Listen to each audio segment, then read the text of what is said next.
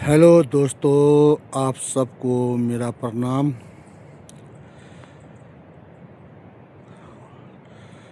दोस्तों, मैं जनजातीय क्षेत्र ज़िला किन्नौर का स्थायी निवासी हूँ और पेशे से हम किसान भी है। दोस्तों, ज़िंदगी इंसान को इस मोड़ पे ला देती है कि कोई पता नहीं चलता है कि कहाँ से क्या हो रहा है। बाप दादों ने तो प्रॉपर्टी बनाई,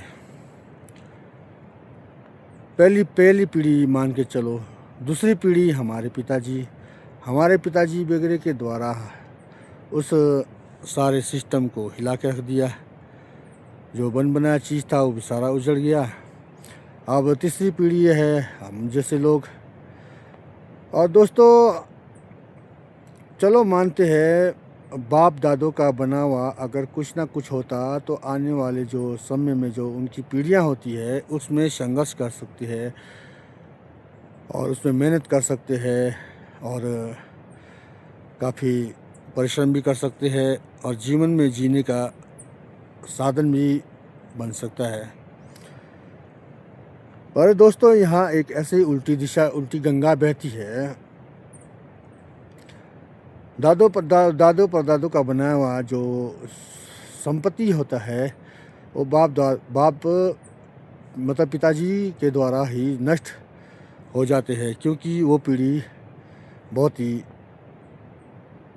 शराब के नशे में या कोई भी नशे में आ जाती है और वो पीढ़ी नष्ट हो जाती है। जो उसके बाद जो तीसरी पीढ़ी होती है दोस्तों, उनका जीवन बहुत ही बुरा होता है। तो तीसरी पीढ़ी का कोई ऐसी क्या गलती होती है दोस्तों, जो कि चलो तीसरी पीढ़ी मेहनत करते हैं, चाहे वो कारपेंटर काम करता है, चाहे सिलाई बुनाई का काम करता है, चाहे कुछ भी करता है, जीने के योग्य वो अपना कार्य कर लेता है।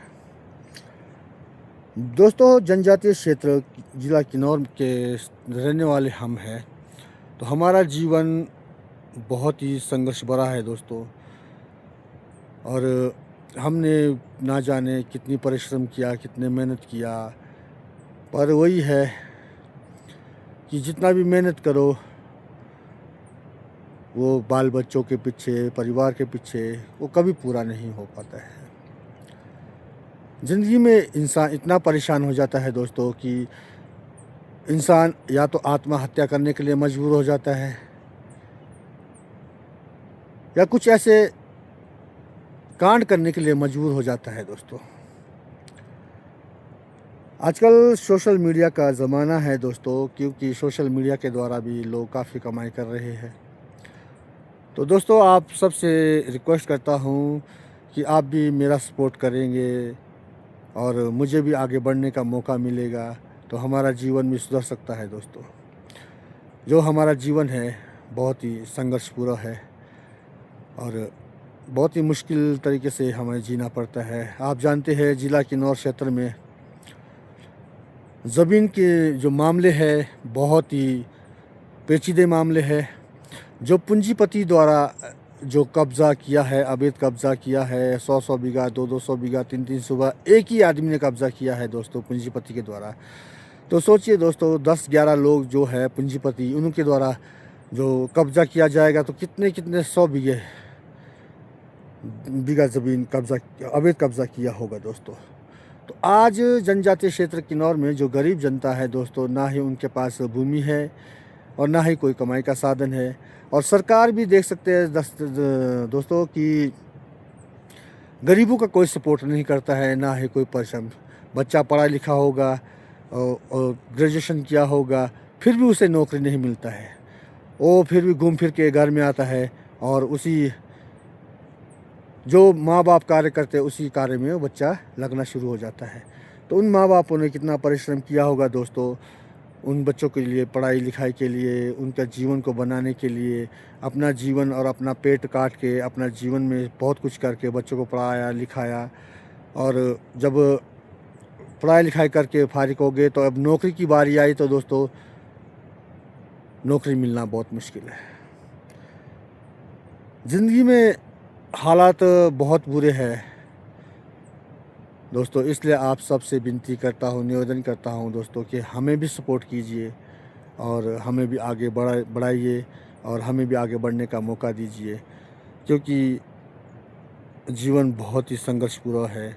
और ज़्यादा हम क्या बोले दोस्तों, क्योंकि जिस जिस हालात में हम रहते हैं वो हमारा दिल ही जानता है कि किस हालात में हम रहते हैं और कैसा हमारा जीवन है दोस्तों। तो आप से रिक्वेस्ट करता हूं दोस्तों, जो कोई भी हमारा वीडियो देखता है और उसे शेयर कीजिए, लाइक कीजिए, कमेंट्स कीजिए दोस्तों, और हमारा सपोर्ट कीजिए दोस्तों। आप सबका बहुत बहुत धन्यवाद। मैं जीतराम नेगी किन्नौर से मीडिया हूँ, और इस वक्त मैं मीडिया बन के बात नहीं करूँगा, आम जनता बन के बात करूँगा।